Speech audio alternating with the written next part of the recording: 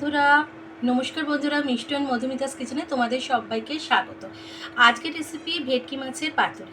কেমনভাবে খুব সহজে বানাই, আমি আগে যতবার পাতুরি বানিয়েছি এই পদ্ধতিতে বানাইনি। খুব অল্প তেল মশলায়, মশলাটা একদম সেম প্রপোর্শনে থাকবে। তো চলো ঝটপট শুরু করে দিই রেসিপিটা। যদি ভালো লাগে অতি অবশ্যই আমার পাশে থাকার অনুরোধ রইল। খুব সফট হয় মাছটা, দেখলেই বুঝতে পারবে একদম সফটই হয়। তো চলো আর দেরি করব না, কিভাবে বানাই ঝটপট দেখে নেবে। চলো, এই গরমের দিনে জাস্ট ফাটাফাটি লাগে গরম ভাতের সঙ্গে খেতে। বন্ধুরা, আমি কলা পাতাটা সেঁকে নিয়েছি, সেঁকে একটু তেল মাখিয়ে নিয়েছি। নিয়ে এর মধ্যে সর্ষে, পোস্ত আর নারকোল সম পরিমাণে, সাদা সর্ষে নিয়েছি আর কাঁচা লঙ্কা নিয়েছি বড় 3টে। এই মশলাটা আমি এই কলা পাতার মধ্যে দিয়ে দিচ্ছি। 2 টেবিল স্পুন মতো দিচ্ছি। 2টো চেরা কাঁচা লঙ্কা আমি সাইডে রাখছি।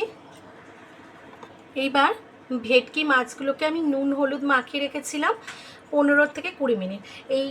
এর মধ্যে এই মশলাগুলো মাখিয়ে নেব ভেটকি মাছেতে। তোমরা ঝালটা, আমি কাঁচা লঙ্কা দিয়েছি বেশ বড় বড়, ঝালটা নিজের পছন্দ মতো দেবে। এবার আমি কয়েক ড্রপ লেবুর রস দিয়ে দেব, 6 থেকে 8 ড্রপ। কাঁচা সর্ষের তেল এর ওপর দিয়ে একটু ছড়িয়ে দেব। আমি বাটনাটা করার সময় বাটনার জন্য পরিমাণ মতো একটু অল্প নুনও দিয়ে দিয়েছি, আর মাছের মধ্যে নুন হলুদ মাখানো আছে। এবার নিয়েছি 1 মুঠো ফ্রেশ ধনে পাতা কুচি, এটা আমি ছড়িয়ে দেব মাছের মধ্যে। একবার এইভাবে করে দেখো, আমি অন্যভাবেও পাতুরি দেখিয়েছি, কিন্তু এইভাবে করে দেখো, এই গরমের দিনে দারুণ টেস্ট হয়, অন্য রকম স্বাদ হয়। এইবার চেরা কাঁচা লঙ্কাগুলো আমি 2 থেকে 3টে চেরা কাঁচা লঙ্কা নিয়েছি, সেগুলো মাছের মধ্যে ভালো করে দিয়ে, এবার নুনটা তোমরা তোমাদের প্রয়োজন মতো, যতটা যার প্রয়োজন সেরকম দেবে। যদি অ্যাড করতে হয় এই সময় করে নিতে হবে। আমি আর একটু নুন অ্যাড করে নিয়ে একটু মাখিয়ে নিচ্ছি।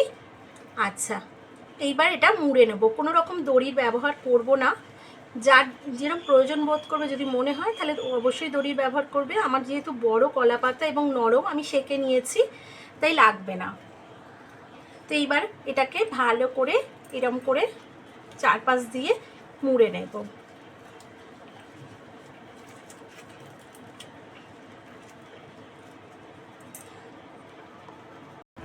এবার দেখো বন্ধুরা, 90% ভাত হয়েছে।